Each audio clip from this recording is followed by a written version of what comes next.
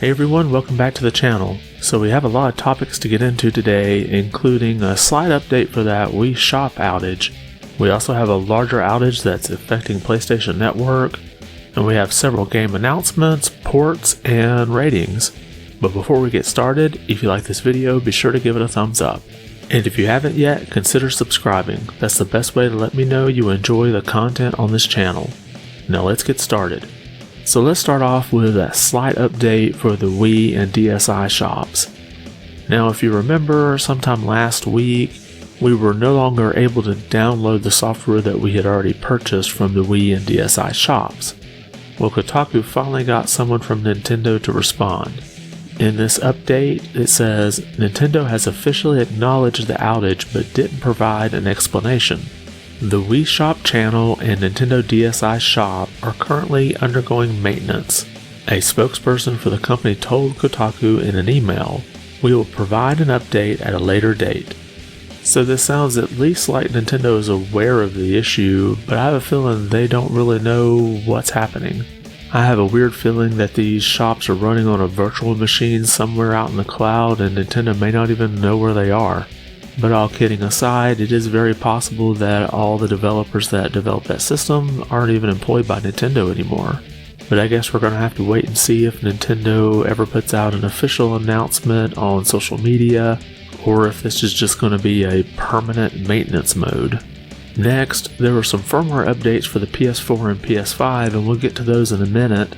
But after these went live, PlayStation Network seemed to be down. This headline coming from VGC, there have been widespread reports that PlayStation users are currently unable to play games online following Wednesday's firmware updates. Since the console patches went live, hundreds of social media users have reported being unable to play PS4 and PS5 games such as Destiny, FIFA, and The Elder Scrolls Online. VGC's testing has so far suggested that Gran Turismo 7, Wreckfest, Street Fighter V, and Grand Theft Auto Online are also currently experiencing issues. The website Down Detector, which uses user reporting to track online status of major networks, is also showing hundreds of reports that PlayStation, FIFA, Grand Theft Auto Online, Call of Duty, and Battlefield are experiencing issues. Now, from what I read from several posts, these issues seem to be inconsistent. And if you check status.playstation.com, earlier in the day you could see Gaming Social was down, PlayStation Now, and PlayStation Store, which was consistent with what I saw a lot of people reporting. However, later in the day, everything came back up except for PlayStation Now. And as a recording of this video, it was still down, with people unable to play a lot of games online. So I'm hopeful that by the time you watch this video, everything will be back up. But this is really bad timing considering we just had that outage with Gran Turismo 7, and how people are finding out that games that are mostly single player or just have an online component to it are pretty much unplayable when the network goes down. But let me know what you think. Did you have any issues trying to connect to PSN yesterday? Make sure to let me know in the comments below. And since we're talking about the PlayStation 5 firmware, I thought I would highlight a few interesting features in this new update. This coming from the official blog.playstation.com, PS5 players with accounts registered in the US or UK will be able to test drive a voice command feature that lets them find and open games, apps, and settings, as well as control media playback with their voice. They also added some improvements to the PS app and PS Remote Play. Starting later today, we're gradually rolling out the ability for PS app users to create or join open and closed parties through the app as well.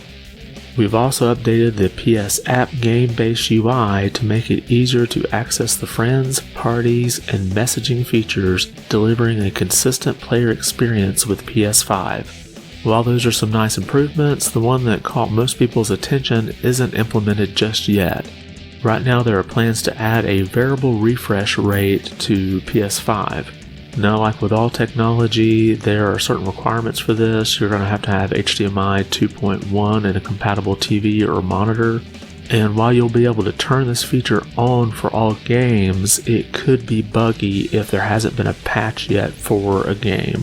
So for older games to support this feature natively, they're going to need a patch. But you're still allowed to just turn it on and see what happens.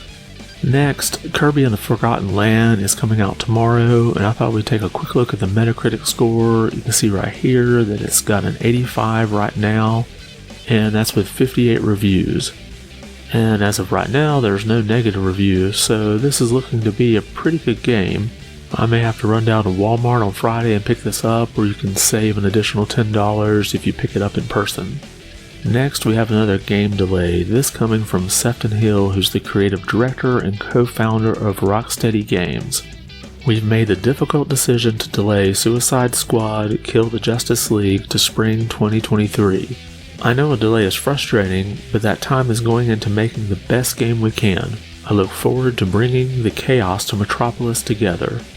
And I think by this point most people are okay waiting a little longer for games, especially if it means the game may actually be complete and working when it's released.